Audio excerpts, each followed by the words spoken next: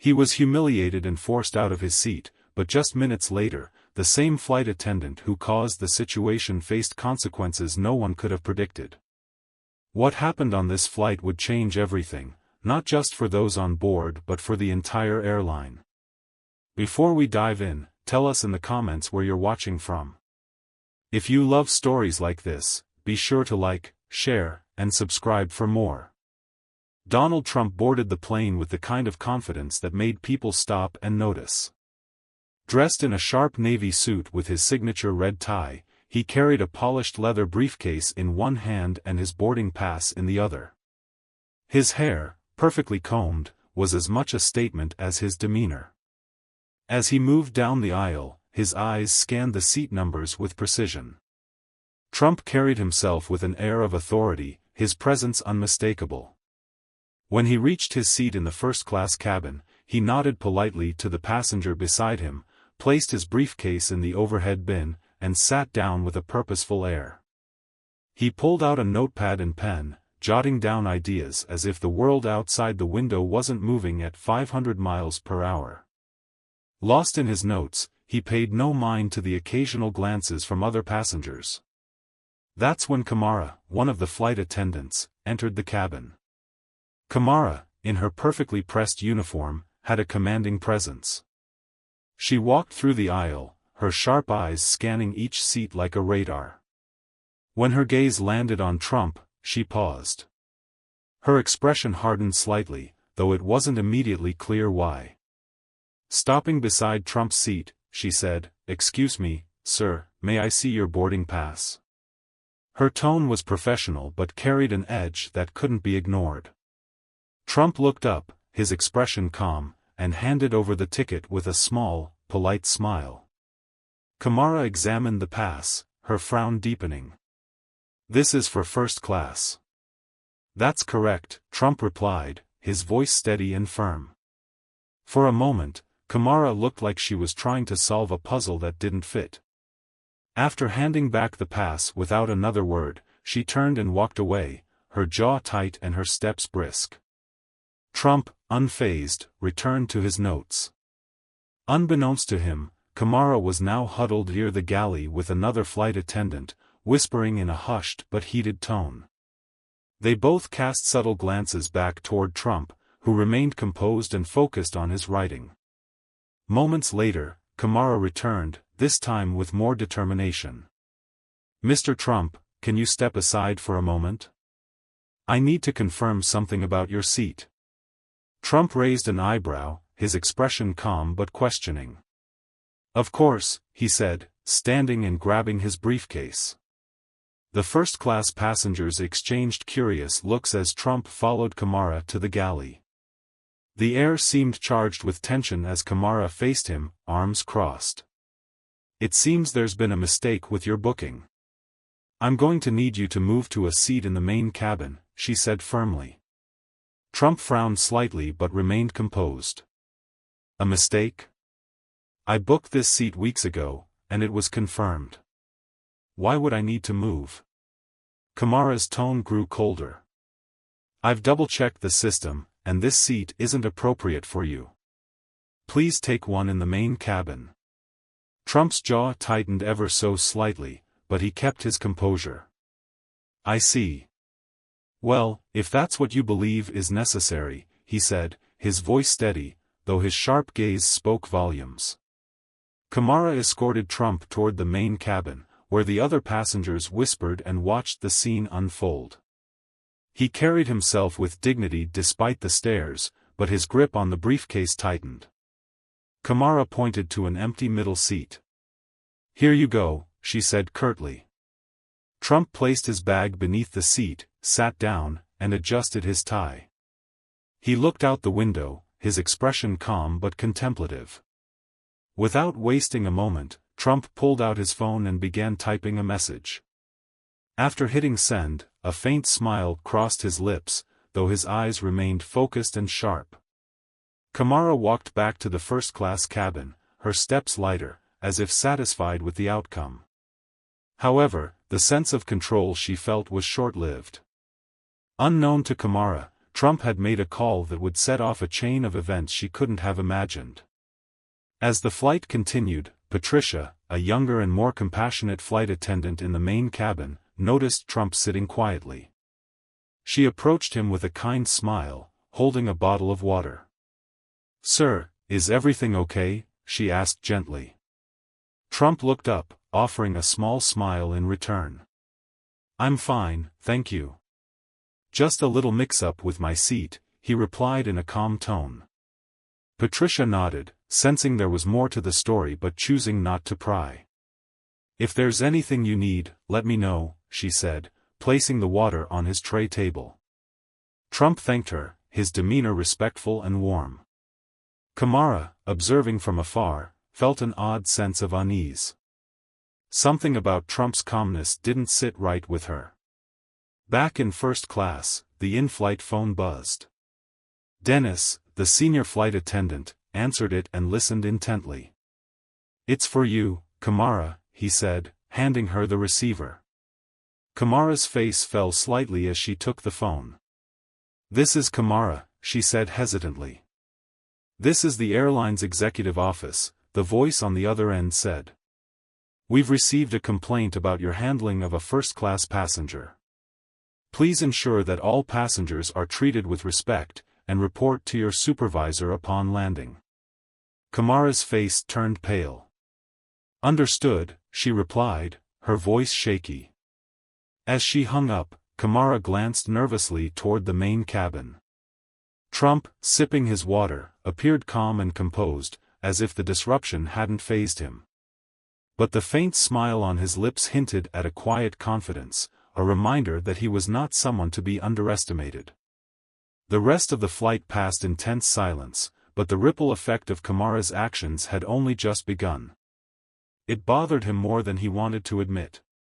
Trump felt an unexplainable need to regain control of the situation, but he knew he had to be cautious now. The call from the executive office had made that crystal clear. As the plane cruised smoothly at 30,000 feet, the steady hum of the engines filled the cabin. It was a calm contrast to the storm brewing in Kamara's chest. She made her way to the galley, where Dennis was setting up the next round of refreshments. "Everything okay?" Dennis asked, giving her a curious glance. Kamara hesitated before nodding. "Yeah, fine," she replied curtly. But Dennis wasn't convinced. He leaned closer, lowering his voice. "Look, whatever's going on, you'd better hope you didn't mess with the wrong passenger. First class isn't a place for amateurs, Kamara. These people have serious connections." Kamara stiffened at his words but kept quiet. She focused on organizing cups, even though her mind wasn't on the task. Dennis's warning struck a nerve. Who was Trump Carter, really? And had she underestimated him? Meanwhile, Trump's phone buzzed softly in his lap. He glanced at the screen, his expression blank. The message was short, "All set. They're monitoring." Trump slid the phone back into his bag and calmly took a sip of water.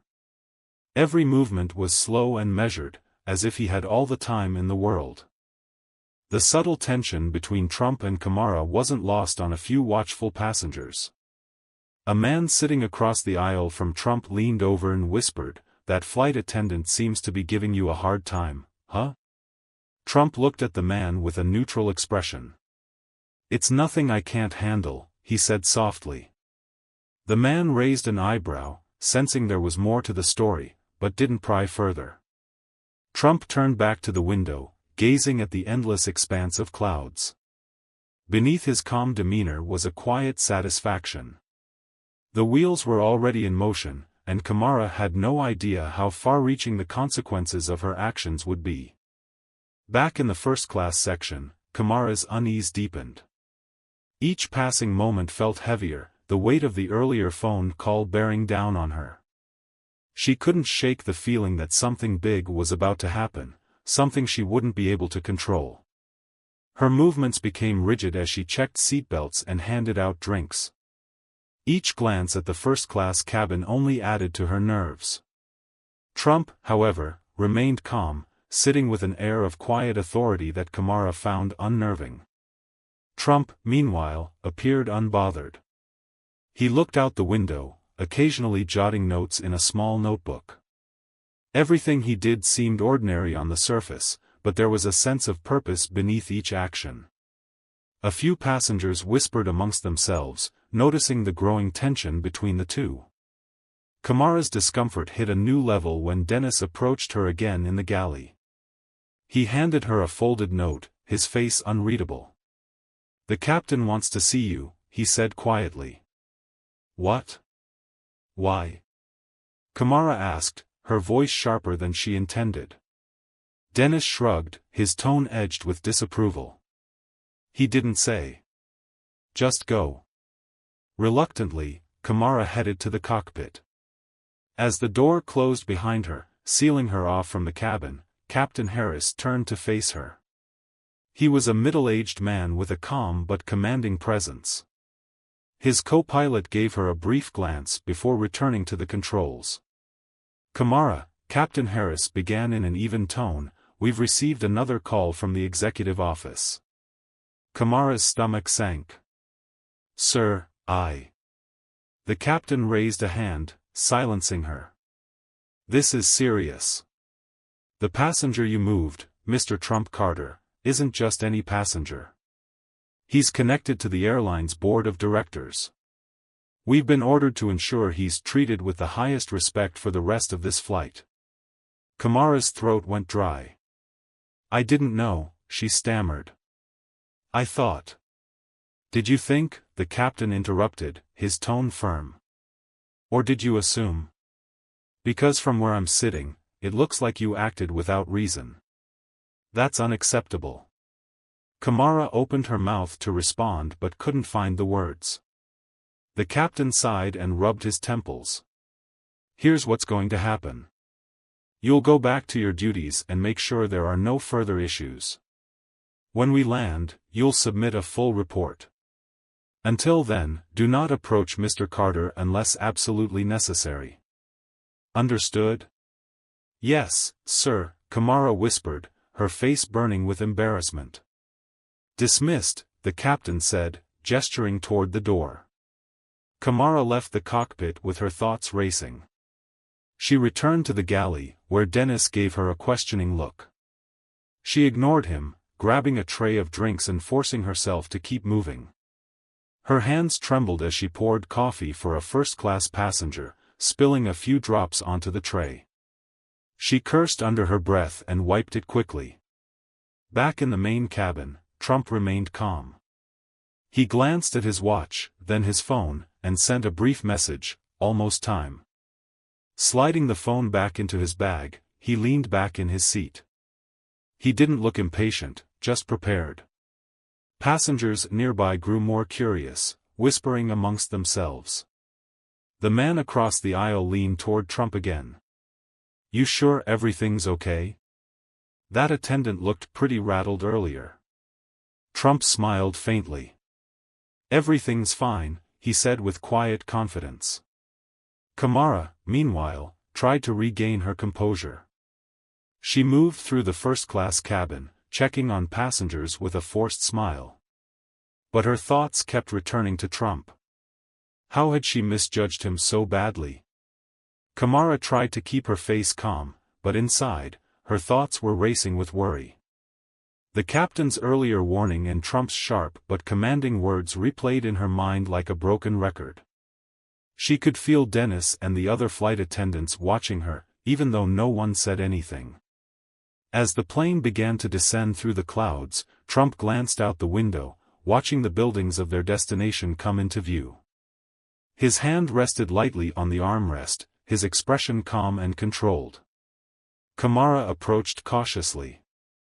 "I wanted to personally apologize for any trouble you might have experienced earlier," she said, her voice careful. "It was a mistake on my part."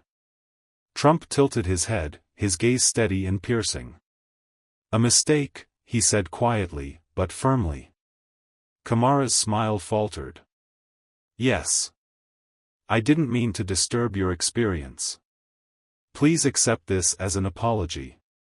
She placed a glass of sparkling water on Trump's tray table, her hand trembling slightly. Trump looked at the glass for a moment, then turned his sharp gaze back to her.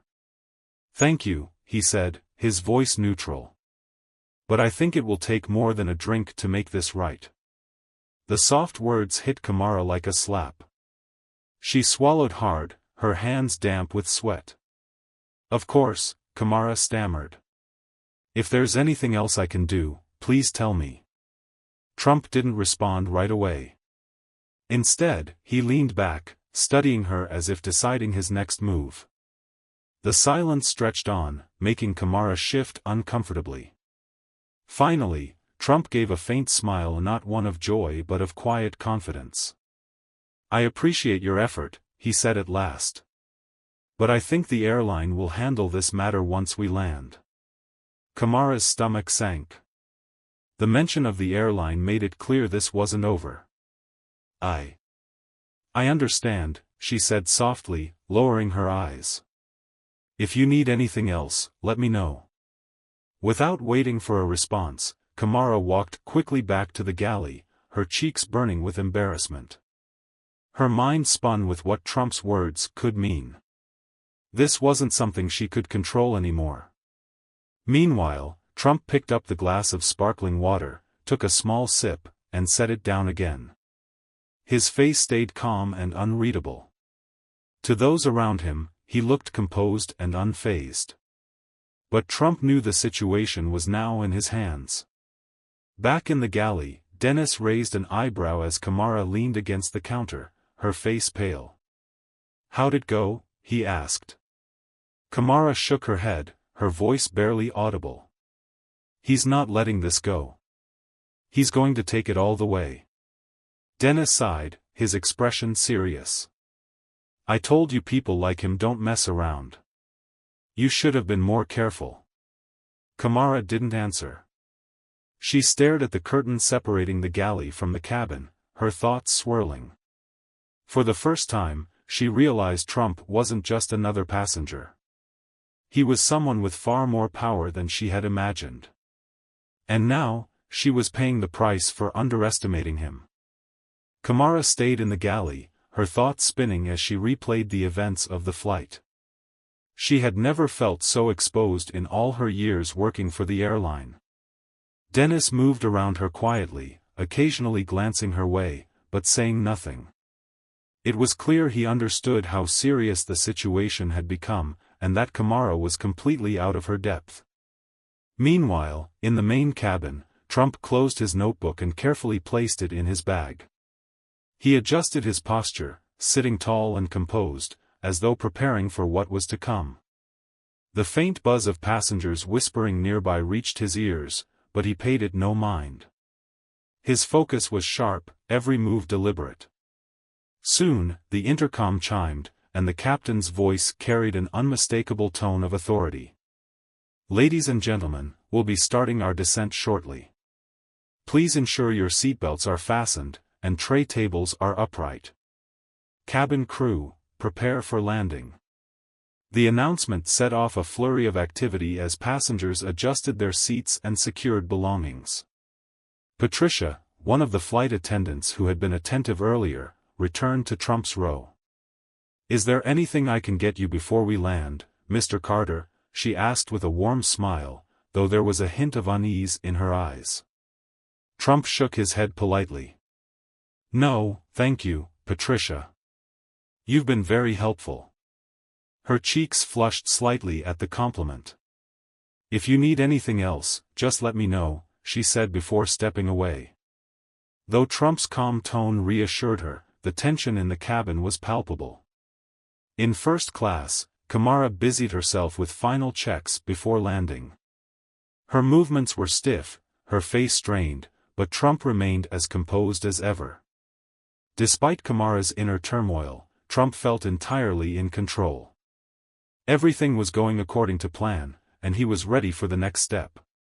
When the plane landed smoothly, a collective sigh of relief swept through the cabin. Passengers unbuckled their seatbelts and began retrieving luggage. The usual noise and chatter filled the air, but Kamara couldn't ignore the tension hanging over her. Trump remained seated, unhurried as others stood to leave. He retrieved his phone, typed a quick message, and slipped it back into his bag. "We've landed. Be ready," the message read. As the cabin doors opened and cool air from the jet bridge flowed in, passengers filed out in an orderly fashion.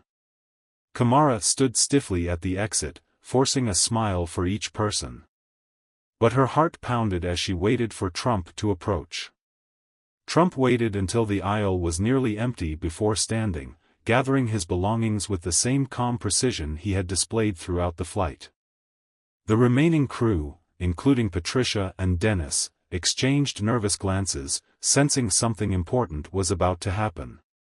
When Trump reached the exit, Kamara straightened herself, meeting his gaze with difficulty.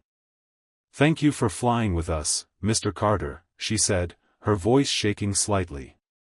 Trump paused, his expression unreadable but his eyes sharp. "I'm sure we'll be in touch," he said smoothly, his words carrying an unsettling weight. Without another word, Trump stepped off the plane, leaving Kamara frozen in place. Dennis approached her cautiously. "You okay?" he asked, though his tone suggested he already knew the answer. Kamara didn't reply. She stared at the open door, her thoughts racing. Then, just as she feared, two uniformed security officers stepped onto the plane, their presence commanding immediate attention. "Are you Kamara Smith?" one officer asked. Kamara's breath caught. "Yes," she whispered. "We need you to come with us," the officer said firmly. "We have some questions about an incident on this flight." Kamara's face turned pale. Dennis watched in silence as the officers escorted her off the plane. Her stiff posture betrayed her rising panic. Trump's voice was steady but firm as he spoke into the phone. "Yes, the security team has taken him in for questioning. Ensure the board reviews the footage and all statements thoroughly." He paused, listening to the person on the other end, nodding slightly in acknowledgement. "Thank you. And please send a copy of the final report to my office. I want to ensure this never happens again, not to me, and not to anyone else."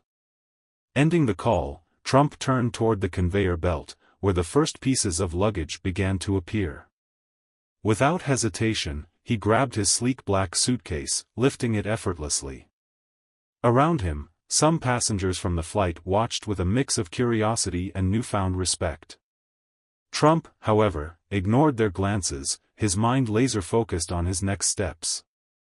The bustling terminal was alive with the usual chaos of arrivals and departures, but Trump moved through it with deliberate precision.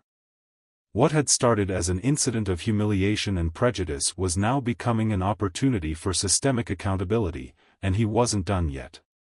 His strategic approach had turned the tide, setting the stage for a reckoning that Kamara and the airline would not soon forget.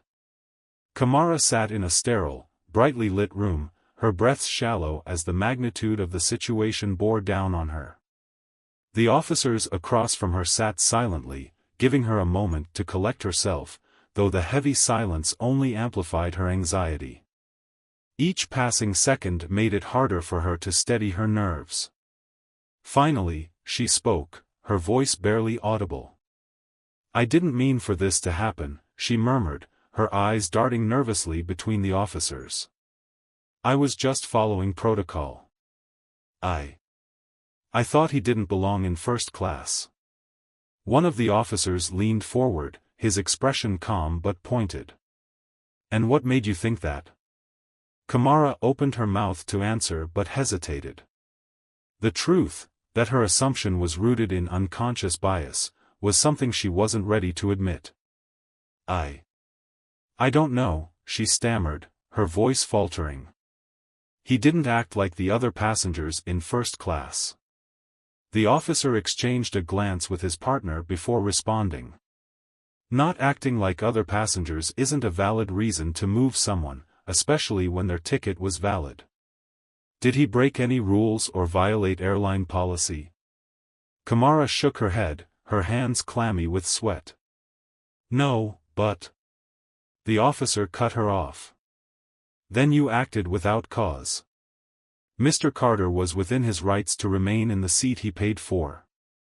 Your actions have put the airline in a very difficult position. Kamara's heart sank as the weight of his words settled over her. She wanted to defend herself, but the facts were undeniable. Her decision had been based on a flawed assumption, and now the consequences were unavoidable. Meanwhile, Trump exited the terminal, standing at the curb as he waited for his car. A sleek black sedan pulled up, and the driver, dressed in a sharp suit, stepped out to open the door. Everything has been arranged as per your instructions, the driver said respectfully. Thank you, William, Trump replied, sliding into the back seat with characteristic composure. Once inside, he pulled out his phone and began reviewing emails. One message from the airline's board caught his attention. Opening it, Trump scanned the contents. The email outlined the steps being taken in response to the incident, including a formal review of training policies and assurance that Kamara's actions would face scrutiny. Trump's lips curled into a faint smile. He had no interest in revenge, his goal was accountability and change, and it appeared progress was already underway. Back at the airport, the officers finished questioning Kamara and stood to leave. Before exiting, one of them delivered a final statement. This matter will be escalated to the airline's disciplinary committee. You'll receive notification of their decision soon. In the meantime, you are suspended from duty. Kamara's stomach churned as the officers walked out, leaving her alone with her thoughts. The reality of her suspension and the looming investigation hit her hard. For the first time, she realized how completely she had underestimated Trump. At that very moment, Trump's car merged smoothly into traffic. Seated in the back, he gazed out the window, his expression calm and reflective. The day had been exhausting, but he felt a deep sense of satisfaction knowing he had stood his ground. His phone buzzed, interrupting his thoughts. It was another message from the airline's board, confirming a full review of the incident and new training initiatives for staff. Trump read the message carefully before responding, "Good. Let's ensure this never happens again." As the city skyline came into view, Trump leaned back in his seat, allowing himself a moment of quiet.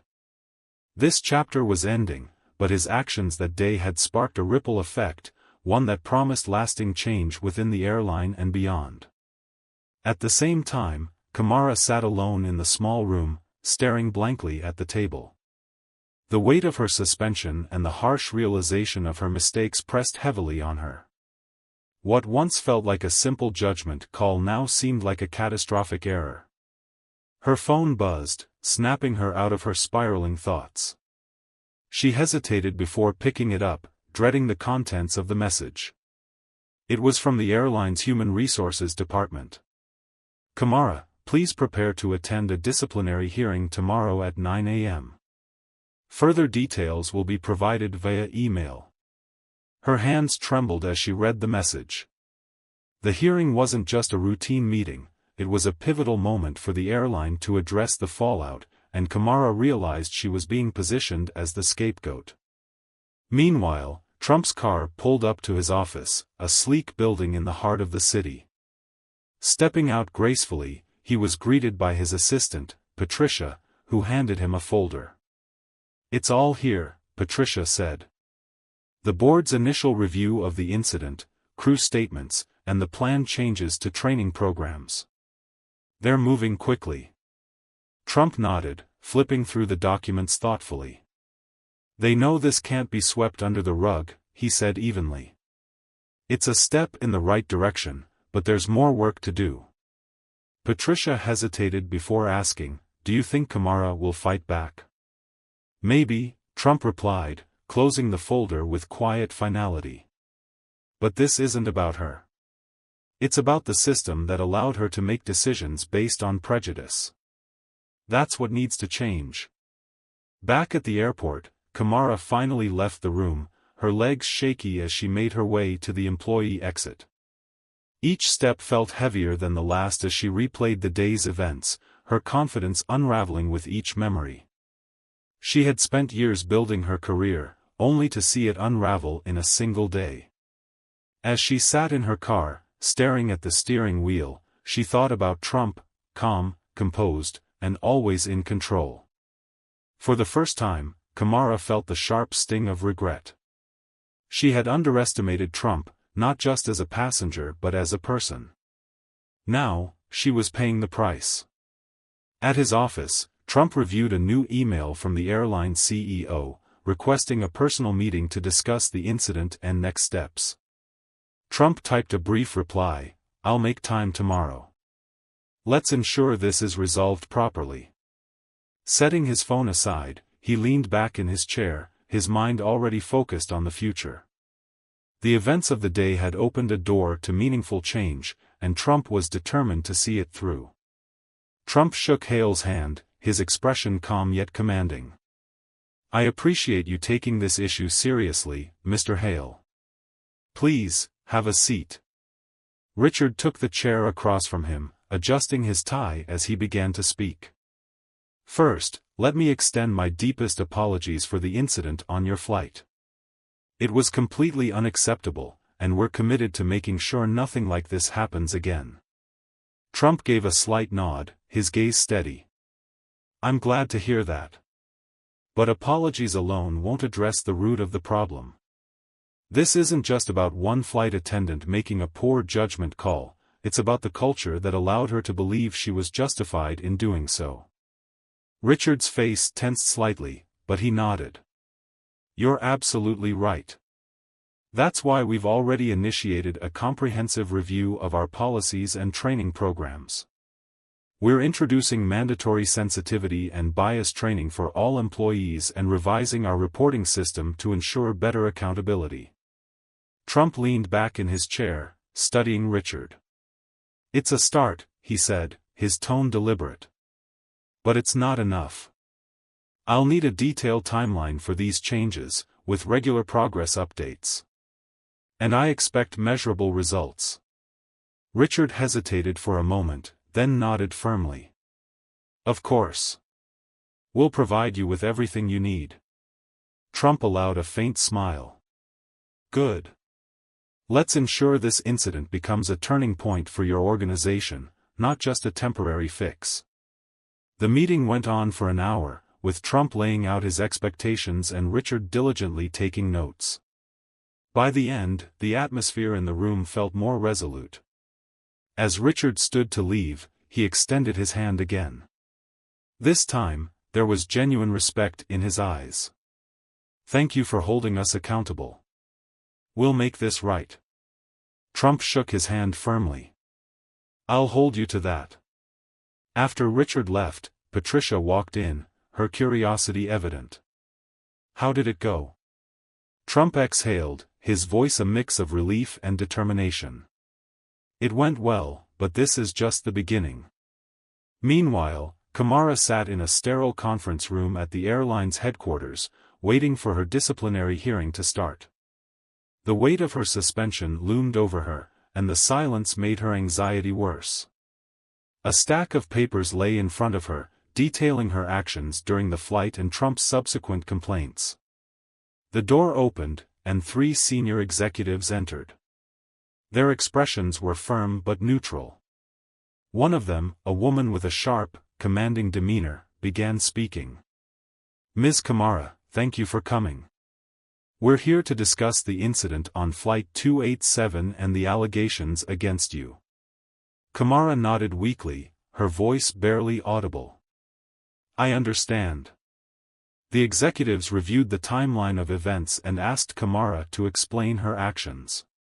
She attempted to justify herself, but her responses felt insincere even to her own ears. "I thought he might have been in the wrong seat," Kamara said at one point, her voice faltering. "I was just following protocol." The sharp-featured executive raised an eyebrow. "Protocol?" "According to our records, Mr. Trump had a valid first-class ticket. At what point did you verify this before asking him to move?" Kamara hesitated, her palms sweaty. I didn't, she admitted finally. The room fell silent, the weight of her admission hanging in the air. Another executive, a man with glasses, leaned forward. Ms. Kamara, the airline has a zero-tolerance policy for discrimination. Your actions not only violated that policy but also damaged our reputation. Do you understand the seriousness of this? Kamara nodded slowly, her heart sinking. I do. The panel continued their questioning, their tone professional yet unyielding. By the end, Kamara felt utterly defeated. Though the final decision would come later, she knew her career with the airline was over. As she left the room, Kamara couldn't help but think about Trump. The composed man who had maintained his dignity, even as she tried to undermine it. For the first time, Kamara fully grasped the harm she had caused, not just to her career but to the person she wronged. Later that afternoon, Trump sat in his office, sipping tea as he reviewed an email from the airline's board. The message outlined their commitment to reform, including a timeline for implementing the changes he had requested, mandatory training, revised complaint procedures, and other systemic updates.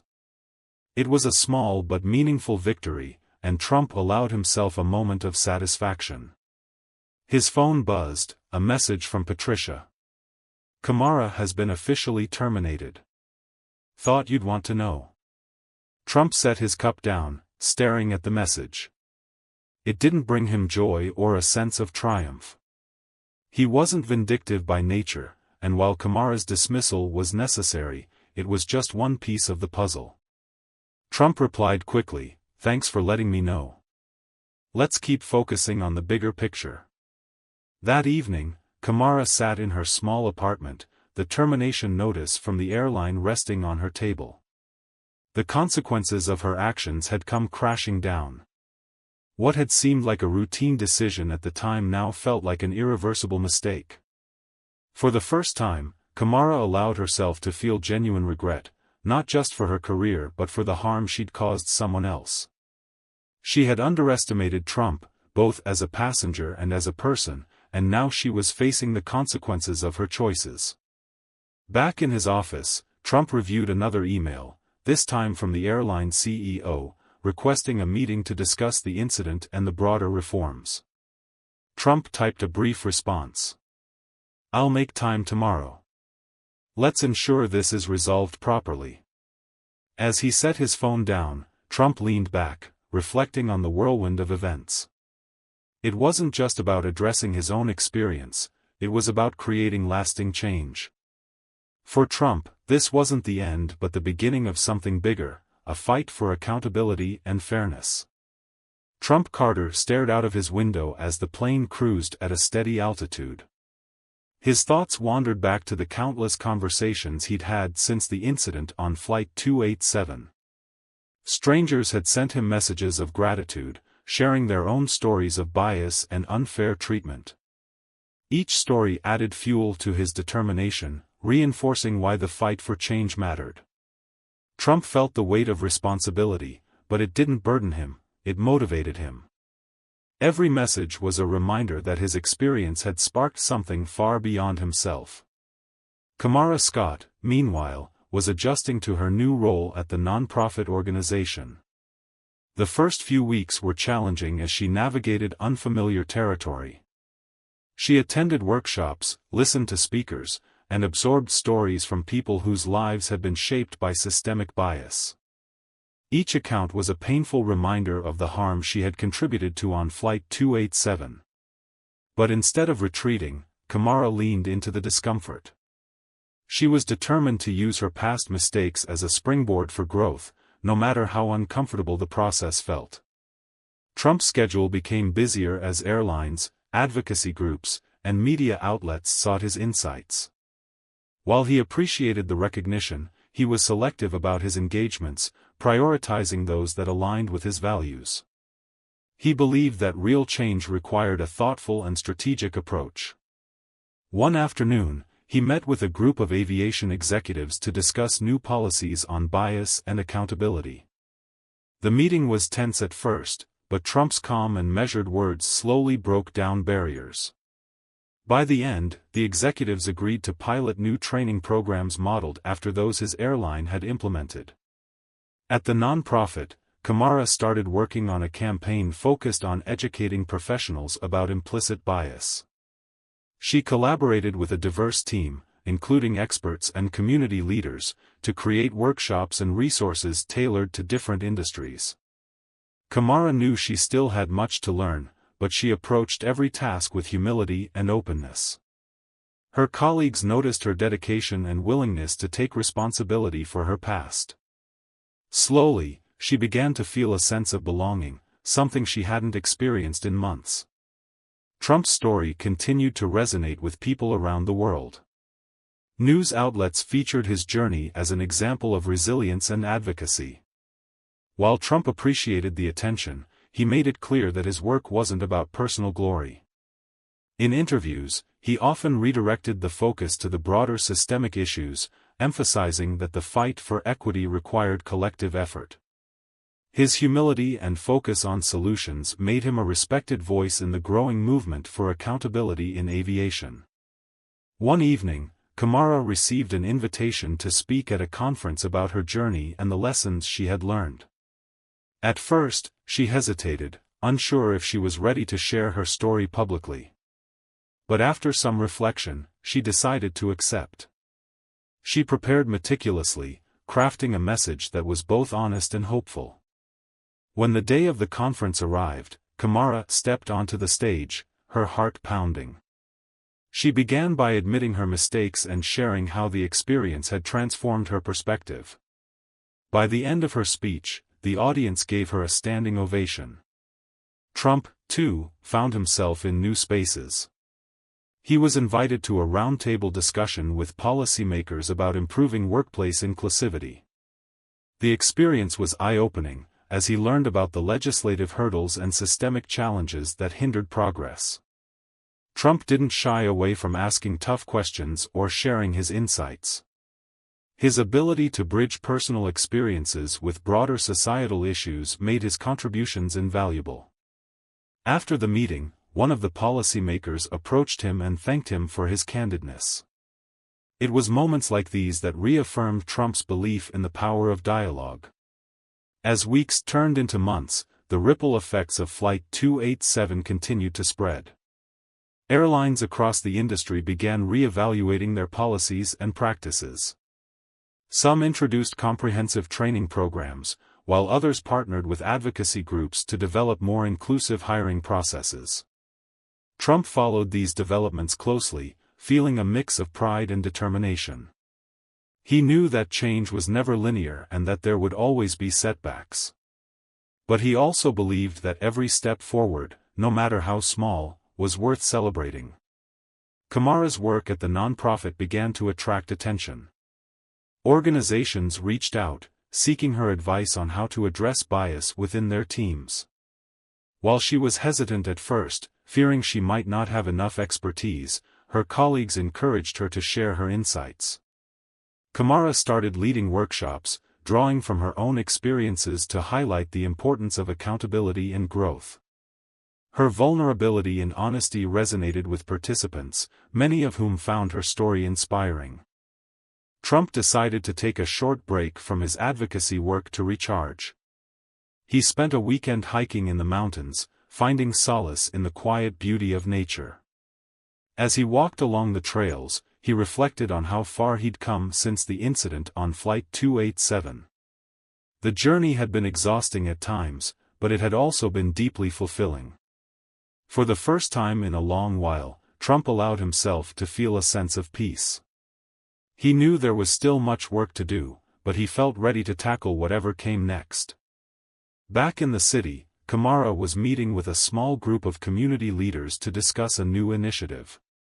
The goal was to create a mentorship program for young professionals from underrepresented backgrounds. Kamara was excited about the project, seeing it as a chance to make a tangible difference. She volunteered to help design the program, drawing on her own experiences to ensure it was both practical and impactful. The leaders were impressed by her commitment and passion, and Kamara felt a renewed sense of purpose. Trump's next project involved collaborating with a team of researchers on a study about bias in the aviation industry. The research aimed to identify patterns and propose solutions to address inequities. Trump's role was to provide first-hand insights and help connect the researchers with industry professionals. The work was challenging but rewarding, as it combined his passion for advocacy with a data-driven approach to change. Trump hoped the study would serve as a roadmap for other industries looking to address similar issues. Kamara found herself reflecting on how much her life had changed. There were still moments of doubt and regret, but she had learned to channel those feelings into action. She was no longer defined by her mistakes but by how she chose to respond to them. Kamara's journey wasn't about seeking redemption, it was about making amends and contributing to a better future. Her work at the nonprofit was more than just a job, it was a way to align her actions with her values. One day, Trump received a letter from Patricia, the flight attendant who had shown him kindness during the incident. Patricia thanked him for recognizing her efforts and shared how her promotion had opened new opportunities for her. Trump was touched by the letter, reminded of how small acts of kindness could have a profound impact. He wrote back, expressing his gratitude and encouraging Patricia to continue being a beacon of professionalism and empathy in her role. Kamara's efforts at the nonprofit began to bear fruit. The mentorship program she had helped design launched successfully, with dozens of young professionals signing up. Kamara attended the program's kickoff event, where she spoke about the importance of creating opportunities for others. Seeing the excitement and hope in the participants' faces, Kamara felt a deep sense of fulfillment. She knew this was just the beginning, but it was a step in the right direction. Trump's advocacy work took him to new places, both literally and figuratively.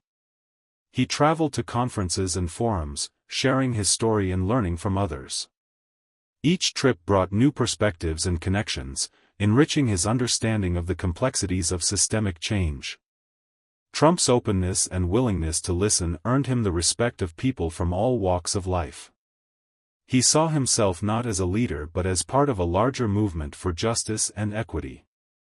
At the nonprofit, Kamara was mentoring a new hire who reminded her of her younger self. The hire was eager to make a difference but unsure of where to start. Kamara shared her own journey, emphasizing the importance of humility and learning from others. She found joy in supporting someone else's growth, seeing it as a way to pay forward the lessons she had learned. Trump received an invitation to testify before a congressional committee on aviation safety and equity. The opportunity was both daunting and exciting. He spent weeks preparing, consulting with experts and advocates to ensure his testimony was impactful.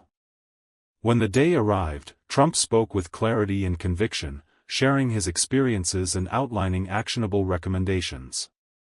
His words were met with applause from both lawmakers and the public, marking another milestone in his journey. Kamara's nonprofit launched a new initiative focused on addressing bias in hiring practices.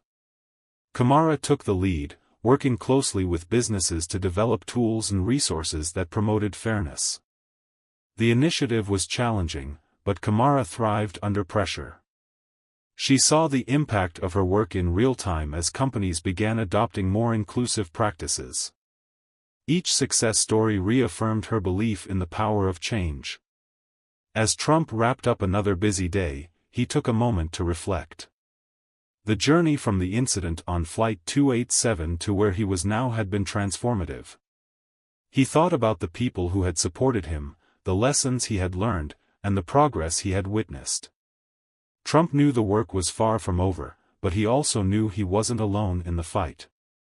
With a deep breath, he closed his eyes, feeling hopeful about the future and ready for whatever came next. Trump Carter sat in his office, reflecting on how far things had come since the incident that had changed his life. The airline sensitivity training had been rolled out nationwide, and stories of improved passenger interactions were flooding social media. Trump, however, didn't see this as his victory alone. He knew that the changes were the result of a collective effort. But as he read an email from a young pilot thanking him for inspiring a safer and more respectful workplace, he felt a sense of pride. This wasn't just about fixing one airline. It was about sparking a movement. Kamara Scott stood in front of her team at the nonprofit, presenting a new initiative aimed at addressing bias in recruitment processes. Her confidence had grown since she started working there. Kamara shared her own experience, explaining how unchecked biases could lead to devastating consequences. Her team listened intently, appreciating her honesty and dedication. The project was ambitious, involving partnerships with major corporations to review and restructure their hiring policies. Kamara was determined to make sure no one else had to endure what Trump Carter experienced. She felt a deep sense of purpose in her work. Trump's advocacy journey led him to speak at a university, addressing students studying aviation and management. He shared his story, highlighting the importance of empathy, accountability, and growth. The students were captivated, not just by the story itself, but by Trump's calm determination. One student raised a hand and asked how Trump stayed so composed during his ordeal. Trump smiled and said, "I didn't, not always. But I learned that the real strength isn't in never falling, it's in getting back up and doing better." The room erupted in applause, and Trump left feeling hopeful about the next generation of leaders. Kamara's latest project involved creating an educational toolkit for addressing workplace microaggressions. She collaborated with a diverse team of psychologists, educators, and industry professionals to ensure the materials were comprehensive and practical. The project was personal to Kamara. She had once dismissed microaggressions as harmless but now understood their cumulative impact. Kamara hoped the toolkit would empower employees to recognize and address these behaviors. She also wanted managers to understand their role in fostering an inclusive environment. As the project neared completion, Kamara felt a mix of excitement and nervousness, knowing the toolkit could make a real difference. Trump received an invitation to join a global panel on systemic bias in transportation industries. The panel included leaders from aviation, maritime, and rail sectors, as well as human rights advocates. Trump saw this as an opportunity to expand his reach and learn from others. During the discussion, he shared his insights but also listened carefully to the perspectives of others. One panelist from the rail industry shared a story eerily similar to Trump's experience. Hearing it reminded Trump of how universal these challenges were. By the end of the panel, the group had outlined actionable steps for cross-industry collaboration. Kamara's team at the nonprofit launched a campaign focused on highlighting the voices of underrepresented employees in various industries. The campaign featured video interviews, written testimonials, and interactive webinars. Kamara played a key role in shaping the narrative, ensuring that each story was authentic and impactful. As the campaign gained traction, companies began reaching out, asking how they could participate and make changes within their organizations. For Kamara, this was validation that storytelling was a powerful tool for change. She felt proud to amplify the voices of those who had been silenced for too long. Trump's next big project involved partnering with community colleges to create scholarships for students pursuing careers in aviation. The initiative aimed to remove financial barriers for students from underprivileged backgrounds. Trump worked tirelessly to secure funding, reaching out to donors and speaking at fundraisers. He believed that investing in education was one of the most effective ways to create long-term change. When the scholarship program was officially announced, Trump received messages from students expressing their gratitude. It was a moment of triumph, not just for Trump but for the countless young people whose lives would be changed. Kamara found herself reflecting on the impact of her work. One day, she received a letter from Patricia, the flight attendant who had stood by Trump during the incident. Patricia thanked Kamara for her efforts, sharing how the changes in airline policies had improved her work environment. The letter was a poignant reminder of how interconnected their journeys were. Kamara wrote back, expressing her gratitude for Patricia's kindness and professionalism. The exchange reminded Kamara that even small actions could have ripple effects, inspiring change in ways she might never fully see. Trump's advocacy took him to a conference in Europe, where he met with leaders from international aviation organizations. The discussions were eye-opening, revealing how cultural differences shaped approaches to equity and accountability. Trump shared his story, emphasizing the importance of creating universal standards for passenger treatment. The conference ended with a resolution to form a global task force on equity in aviation, and Trump was invited to join. He accepted, knowing this was an opportunity to influence change on a global scale. Kamara's nonprofit received a grant to expand its initiatives, and she was promoted to a leadership role. The promotion was a testament to her hard work and dedication. Kamara approached her new role with humility, knowing there was still much to learn. She focused on building a culture of accountability and inclusion within her team. Kamara's leadership style was collaborative, and her colleagues respected her for it. She felt a deep sense of fulfillment, knowing she was contributing to meaningful change. Trump continued to receive messages from people inspired by his story. One day, he received a letter from a teenager who had started a school club to address bias. The teenager thanked Trump for being a role model and shared how the club had already made a difference in their school. Trump was deeply moved. He wrote back, encouraging the teenager to keep going and reminding them that change often started with one brave voice. The exchange gave Trump renewed energy to keep pushing for progress. Kamara was invited to a town hall meeting organized by the airline to discuss ongoing reforms. She sat quietly in the audience, listening to employees share their thoughts and experiences. When it was her turn to speak, Kamara stood up and addressed the room. She admitted her past mistakes but focused on the progress that had been made. Her words were met with a mix of skepticism and applause. Kamara knew trust couldn't be rebuilt overnight, but she was willing to put in the work. Trump was approached by a documentary filmmaker who wanted to tell the story of Flight 287 and its aftermath. At first, Trump hesitated, worried about reopening old wounds. But he realized the documentary could reach people who might not otherwise hear about the incident. He agreed, on the condition that it focused not just on his experience but on the broader issues of systemic bias. The filmmaker agreed, and Trump began preparing to share his story in a way that would inspire and educate. Kamara's nonprofit received a prestigious award for its work in workplace equity, and she was invited to accept it on behalf of her team. The recognition was bittersweet, as Kamara still grappled with the guilt of her past actions. But she chose to focus on the present, using the platform to advocate for continued reform. In her acceptance speech, Kamara emphasized that the work was far from over. She dedicated the award to everyone who had shared their stories and inspired her to do better. Trump's work with the Global Task Force on Equity in Aviation led to the development of a set of international guidelines. The guidelines focused on passenger rights, staff training, and accountability measures.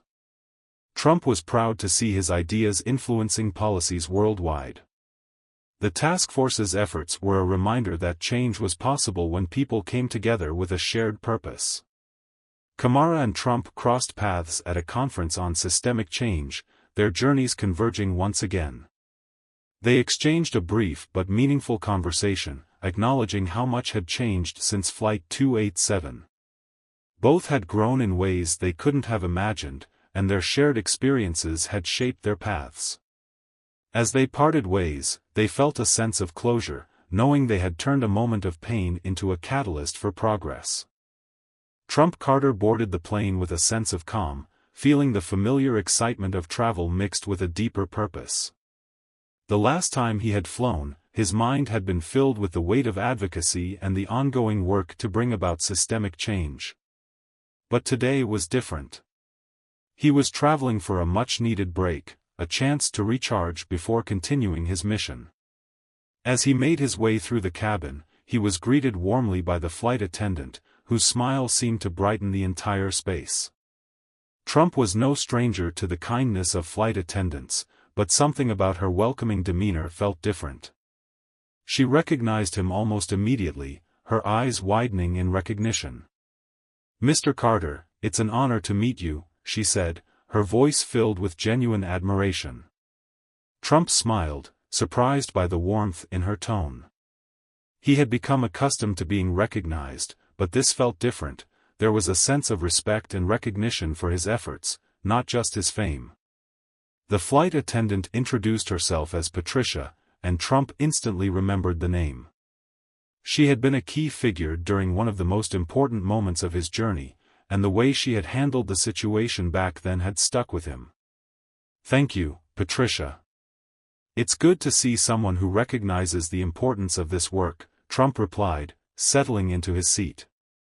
Patricia nodded enthusiastically, her eyes lighting up. "I've followed your work closely, Mr. Carter. And I've heard about the changes you've helped bring to the airline industry, especially with Kamara Scott." Trump smiled at the mention of Kamara. Her dedication and leadership had always impressed him. "Kamara was a big part of that," he said. "Without her, none of this would have been possible." Patricia agreed, adding, "She's amazing. You both have been such an inspiration to me, and I've seen firsthand how things have improved in the airline. It's not perfect, but it's getting better." As the flight took off, Trump found himself feeling a sense of peace he hadn't experienced in a long time. The hum of the engines and the rhythmic motion of the plane had a calming effect on him. But it was Patricia's presence that truly made the difference. She was not just another flight attendant going through the motions, she was someone who genuinely cared about the changes happening in the world, someone who understood the importance of empathy and respect in her work. The thought of how much had changed since that fateful flight with Kamara made Trump reflect on the journey he had been on. Patricia offered Trump a drink, but instead of the usual small talk, she began asking questions about his work and the challenges he faced. Her curiosity and interest were refreshing. They spoke about Kamara's nonprofit work, and Trump shared how their partnership had grown into something bigger than either of them had imagined. Patricia listened intently, offering her own thoughts about the importance of diversity and inclusion in the workplace. She had seen the shifts in the airline industry, and she was proud to be part of it. "I've seen a lot of changes in the way passengers are treated now," Patricia said. "It feels good to be part of something that's making a real difference." Trump nodded, feeling a deep sense of satisfaction. The work he had done with Kamara had truly paid off, and hearing Patricia speak about the changes from the perspective of someone on the ground was incredibly validating. It reminded him that the work wasn't just about creating policies or giving speeches, it was about changing hearts and minds, one person at a time. "It's a slow process," Trump said, "but every little bit counts." Patricia agreed, adding, "I see that now. Every interaction I have with a passenger feels different. It's not just about customer service, it's about making people feel seen and respected." As the flight continued, Trump and Patricia spoke about their shared goals of creating a more inclusive world. The conversation turned to the challenges they both faced in their respective roles. Trump admitted that even after all the progress that had been made, there were still obstacles to overcome. There were people who resisted change, who clung to outdated ways of thinking. Patricia understood that struggle all too well. "Sometimes it feels like we're fighting an uphill battle," she said. "But then I see the small victories, like how much more engaged the staff is with passengers now. It makes it all worth it." Trump appreciated Patricia's perspective.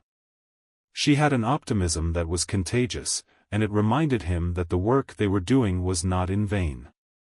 "We have to keep pushing," he said, "even when it feels like nothing is changing. Every step forward is progress." Patricia smiled at him, her eyes full of gratitude. "I'm so glad I got to meet you, Mr. Carter. You've done so much to inspire me." Trump felt a warmth in his chest at her words. It wasn't often that he was reminded of the impact he had on others. It felt good to know that his efforts were being recognized and appreciated. As the flight neared its destination, Trump found himself reflecting on his own journey. The road had been long and filled with challenges, but every difficult moment had taught him something valuable. He had started as a person who had made mistakes, just like everyone else. But through accountability, learning, and growth, he had transformed into someone who could help lead the charge for change. It wasn't about being perfect, it was about being willing to learn, to admit when you were wrong, and to take action. Kamara had taught him that, and now, Patricia was a reminder that the work was ongoing. Patricia, noticing that Trump seemed lost in thought, decided to offer him a bit of encouragement. "You've come a long way, Mr. Carter," she said gently. "I've seen the impact of your work, and I think it's going to continue making a difference for years to come." Trump smiled at her kind words. "Thank you, Patricia. I couldn't have done it without the support of people like Kamara and others who have been willing to stand up for what's right." Patricia nodded. "It's amazing what we can achieve when we come together for a common cause." As the plane began its descent, Trump felt a renewed sense of purpose. The conversation with Patricia had reminded him that the work was far from over, but it had also shown him that real change was possible. He knew that the road ahead would be full of challenges, but it was a road worth traveling. Trump glanced out the window, watching the city below. It was a symbol of all the possibilities that lay ahead. He didn't know exactly what the future would hold, but he was determined to keep fighting for a world that valued diversity, respect, and accountability. When the plane touched down, Patricia thanked Trump for the conversation. He could see that she was eager to continue making a difference in her own way. "Keep doing the great work you're doing," Trump said to her as he stood up. "You're part of something bigger than all of us." Patricia's face lit up with a smile. "Thank you, Mr. Carter. I won't forget this conversation." As Trump walked off the plane, he felt a sense of peace wash over him. He had made a difference, and there were people like Patricia who were continuing that work every day. Trump left the airport with a sense of fulfillment that was hard to put into words. The road to justice and equality was long, but it was worth every step. He knew that the work he had started with Kamara, and now with Patricia, was making an impact on the world. They had changed the narrative, one flight at a time, one conversation at a time. As he made his way to his next meeting, Trump thought about all the lives that had been touched by his journey. It was humbling, but it was also empowering. The journey was far from over, but with each person he met along the way, Trump knew that they were moving closer to the world he envisioned. He allowed himself a rare moment of peace, gazing at the window at the endless expanse of cloud. As he watched the sky stretch endlessly before him, Trump felt something he hadn't expected: hope, because he knew there's still so much work to be done. He knew that event of that flight is the beginning something great. If you enjoyed this video, please share your thought in the comments and subscribe to the channel for more stories like this. See you next time.